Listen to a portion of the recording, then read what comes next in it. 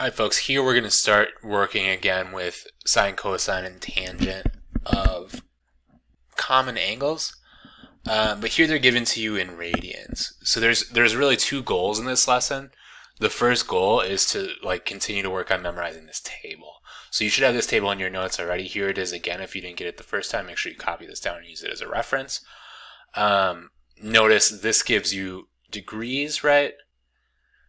So we need to figure out, the exercise here is basically figure out what the hell does pi over 6 mean, right? So the move here is just going to be to convert to degrees and then use the reference, okay?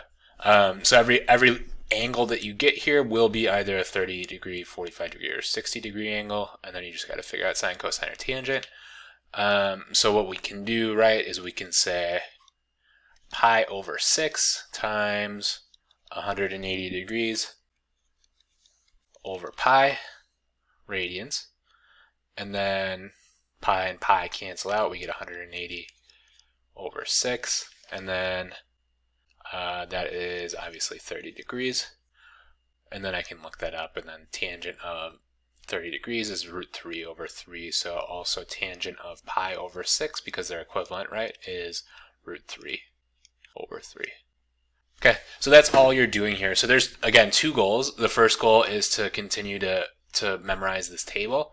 The second goal is to start to recognize these angles in radians. So something you could do in your notes is when you, on this table as you work through this assignment, record, okay, pi over 6, because then the next time you get sine pi over 6 or something like that, you don't have to convert again.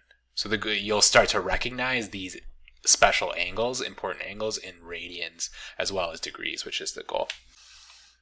We'll do just one or two more examples. This is really all there is to it. I can be quick because I know you've already mastered this lesson in degrees, right? So this is just adding one little twist to it. Here's the second one. Sine pi over 3. So again, we can convert that real quick. You may already have it in your head because pi over 3, notice, is twice as big as pi over 6. And, oops, not 6. I was thinking ahead of myself there. 180 over 3, pi's cancel out. That is a 60 degree angle. And then I can go back up to my reference. Sine of 60 degrees is root 3 over 2. And I can also note that 60 degrees is pi over 3. So if you make that note as you go, this will get real quick.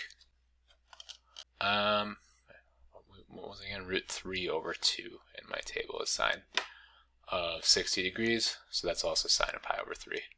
Root 3 over 2. Okay, that's all there is to it. Again, just like what we've done before.